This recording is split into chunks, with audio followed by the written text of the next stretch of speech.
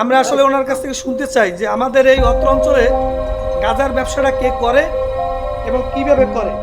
বরগুনার পাথরঘাটায় মাদক সেবনের অভিযোগে আবারও হাতে নাতে এক যুবককে আটক করেছে এলাকাবাসী। স্থানীয়দের দাবি, প্রকাশ্যে দিন দুপুরে চলছে মাদক কেনাবেচা ও সেবন। একসময় খেলাধুলা আর লেখাপড়ায় ব্যস্ত থাকা কিশোর ও তরুণরা এখন ধাবিত হচ্ছে নিশ্চিত ধ্বংসের পথে।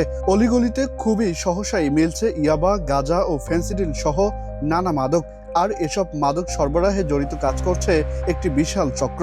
সহজে মাদকের সরবরাহের ফলে নেশার দিকে ঝুঁকে পড়ছে তরুণদের বড় একটি অংশ। অভিভাবক ও স্থানীয়রা বলছেন, পড়াশোনা ছেড়ে নেশার পেছনে ছুটছে ছেলেরা, সাথে বেড়েছে চুরি, ছিনতাই ও পারিবারিক অশান্তি। সন্তানদের ভবিষ্যৎ নিয়ে দুশ্চিন্তায় তারা। আমাদের এলাকায় কিশোর যে একটা গ্যাং নামে পরিচিত আছে, যে সমস্ত উঠতি বয়সী ছেলেপেলে, এদের সন্ধ্যার পরে এদের একটা আহ, আহ, মানে খুব যোগাযোগ বা মানে অবস্থান লক্ষ্য করা যাচ্ছে। বিভিন্ন জায়গায়, বিভিন্ন রাস্তার পাশে, বাজারে, চিপাগলিতে এরকম হইতেছে, কিন্তু প্রশাসনিকভাবে এভাবে কোনো পদক্ষেপ আছে কিনা আমার জানা নাই। অভিভাবক যারা আছেন, এই অভিভাবকরা যদি একটু সচেতন হয় এবং তারা যদি একটু তৎপর হয়, তাদের এই ছেলেপেলেদের ব্যাপারে যদি তদারকি করেন, তাহলে পরে এটা নির্মূল করা সম্ভব। আমার মনে হয় যে মাদকে পাথরঘাটা যুব সমাজকে 70% গ্রাস করেছে, যেটা খুবই ভয়াবহ আমাদের সমাজে বার্তা দেয়। তাই এখান থেকে বেরিয়ে আসতে হলে প্রশাসনকে জিরো টলারেন্স ব্যবহার করতে হবে, যেভাবে আমাদের সরকার জিরো টলারেন্স নীতি গ্রহণ করেছেন, এবং এটি কার্যকর করতে হবে। মাঝে মধ্যে লোক দেখানো অভিযান চালানো হলেও তা স্থায়ী হয় না। ফলে সাময়িক বিরতির পর আবারও অবাধে চলে মাদকের কারবার।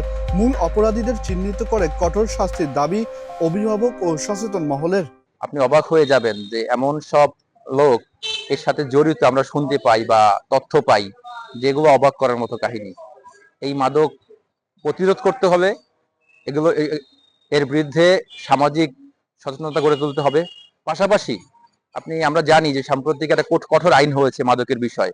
আশা করি এই আইনের বাস্তবায়ন যদি শুরু হয়, যে মাদক ব্যবসা কেনা বেচার প্রতি একটা বড় আইন হচ্ছে, যদি এই আইনের বাস্তবায়ন শুরু হয়, আমরা বিশ্বাস করি মাদক কমে আসবে। তবে মাদকের বিরুদ্ধে জিরো টলারেন্স অনুসরণের দাবি করে নিয়মিত অভিযানের কথা জানাচ্ছে স্থানীয় থানা পুলিশ।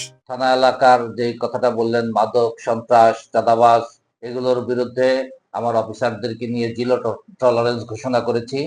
এদের বিরুদ্ধে সর্বাত্মক আমাদের যে পুলিশি অ্যাক্টিভিটিস, পুলিশি অভিযান, তৎপরতা সবকিছুই অব্যাহত রয়েছে। ইনশাল্লাহ আপনাদের সহযোগিতা থাকলে আমরা থানা এলাকার সার্বিক আইন শৃঙ্খলা পরিস্থিতি পূর্বের থেকে আরো ভালো করতে সক্ষম হব ইনশাল্লাহ। মাদকের বিস্তার ঠেকাতে শুধু আইন শৃঙ্খলা বাহিনীর তৎপরতাই যথেষ্ট নয়, প্রয়োজন পরিবার, সমাজ ও প্রশাসনের সমন্বিত উদ্যোগ। তা না হলে ঝুঁকিতে পড়বে ভবিষ্যৎ প্রজন্ম। আহসান সাকিব, বাংলা নিউজ 24।